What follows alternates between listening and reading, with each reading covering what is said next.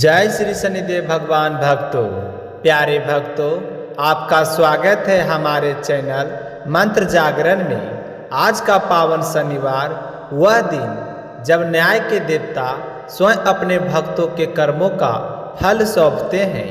वह दिन जब संकट का अंधेरा मिटता है और आशा का नया सूरज उगता है।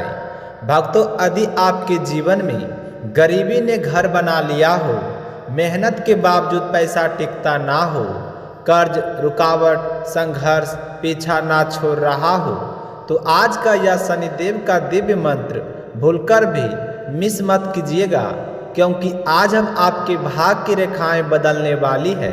शास्त्रों में कहा गया है, जो कर्म करता है शनिदेव उसे कभी निराश नहीं करते। शनिवार का दिन यदि श्रद्धा, संयम और भक्ति में बिता दिया जाए तो वर्षों पुरानी तंगी और कठिन समय ऐसे मिटता है जैसे सूर्य निकलते ही अंधेरा भाग जाता है। शनिवार की सुबह स्नान करके काले तिल, सरसों का तेल और उड़द का दाल श्रद्धा से अर्पित करें और फिर एक दीपक जलाएं और मन को शांत करें और पूरी आस्था के साथ इस चमत्कारी मंत्र का जाप करें, क्योंकि जहाँ विश्वास और भक्ति एक साथ खड़े होते हैं वहाँ शनिदेव अपनी कृपा रोकते नहीं हैं। रुका हुआ धन चलने लगता है, व्यापार में उन्नति होने लगती है और घर में धन, स्वभाव और शांति का प्रवाह शुरू हो जाता है। मन से भारीपन और निराशा दूर होती है। तो भक्तों, यह सिर्फ एक मंत्र नहीं है, यह शनिदेव की कृपा का द्वार है। यदि आप आज पूरे मन से सिर्फ 108 बार इस मंत्र का जाप कर लें तो आने वाले दिनों में आप स्वयं देखेंगे कि जहां पहले निराशा थी वहां अब सफलता खड़ी होगी, जहां तंगी थी वहां धन की धारा बहने लगेगी, जहां संघर्ष था वहां स्थिरता और शांति विराजेगी, क्योंकि शनिदेव अन्याय नहीं करते। वे हर उस भक्त के साथ खड़े होते हैं जो सत्य और श्रद्धा से उनका स्मरण करता है। तो यदि आप भी चाहते हैं कि गरीबी से मुक्ति और कर्ज से छुटकारा हो और आर्थिक उन्नति हो, घर में वैभव और स्थिरता, धन प्राप्त हो, तो इस मंत्र का शनिवार को जाप अवश्य करें और इस वीडियो को अपने परिजनों तक जरूर पहुंचाएं, ताकि उन पर भी शनिदेव की अनंत कृपा बरसे। तो पूरे मन और पूरे विश्वास और पूरे समर्पण से इस मंत्र को सिर्फ सुन ले। तो चलिए आरंभ करते हैं इस अद्भुत मंत्र का जाप। तो मंत्र कुछ इस प्रकार है। ओम नीलांजनम समाभासम रविपुत्रम इमाग्रजम छाया मार्तंडे संभूतम तम नमामि संद्रेचरम। ओम नीलांजनम समाभासम रविपुत्रम इमाग्रजम छाया मार्तंडे संभूतम तम नमामि संद्रेचरम। ओम नीलांजनम समाभासम रविपुत्रम इमाग्रजम छाया मार्तंडे संभूतम तम नमामि संद्रेचरम। ओम नीलांजनम समाभासम रविपुत्रम इमाग्रजम छाया मार्तंडे संभूतम तम नमामि संद्रेचरम। ओम नीलांजनम समाभासम रविपुत्रम इमाग्रजम छाया मार्तंडे संभूतम तम नमामि संद्रेचरम।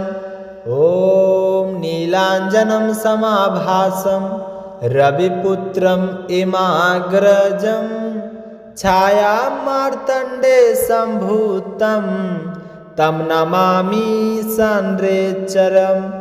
ओम नीलांजनम समाभासम रविपुत्रम इमाग्रजम छाया मार्तंडे संभूतम तम नमामि संद्रेचरम। ओम नीलाञ्जनं समाभासं रविपुत्रम् इमाग्रजं छायामार्तण्डे सम्भूतं तं नमामि सान्द्रेच्चरम् ॐ नीलाञ्जनं समाभासं रविपुत्रम् इमाग्रजं छायामार्तण्डे सम्भूतं तं नमामि सान्द्रेच्चरम् ॐ नीलाञ्जनं समाभासं रविपुत्रम् इमाग्रजं छायामार्तण्डे सम्भूतं तं नमामि सान्द्रेच्चरम् ॐ नीलाञ्जनं समाभासं रविपुत्रम् इमाग्रजं छायामार्तण्डे सम्भूतं तं नमामि सान्द्रेच्चरम् ॐ नीलाञ्जनं समाभासं रविपुत्रम् इमाग्रजं छायामार्तण्डे सम्भूतं तं नमामि सान्द्रेच्चरम् ॐ नीलाञ्जनं समाभासं रविपुत्रम् इमाग्रजं छायामार्तण्डे सम्भूतं तं नमामि सान्द्रेच्चरम् ॐ नीलाञ्जनं समाभासं रविपुत्रम् इमाग्रजं छायामार्तण्डे सम्भूतं तं नमामि सान्द्रेच्चरम् ॐ नीलाञ्जनं समाभासं रविपुत्रम् इमाग्रजं छायामार्तण्डे सम्भूतं तं नमामि सान्द्रेच्चरम् ॐ नीलाञ्जनं समाभासं रविपुत्रम् इमाग्रजं छायामार्तण्डे सम्भूतं तं नमामि सान्द्रेच्चरम् ॐ नीलाञ्जनं समाभासं रविपुत्रम् इमाग्रजं छायामार्तण्डे सम्भूतं तं नमामि सान्द्रेच्चरम् ॐ नीलाञ्जनं समाभासं रविपुत्रम् इमाग्रजं छायामार्तण्डे सम्भूतं तं नमामि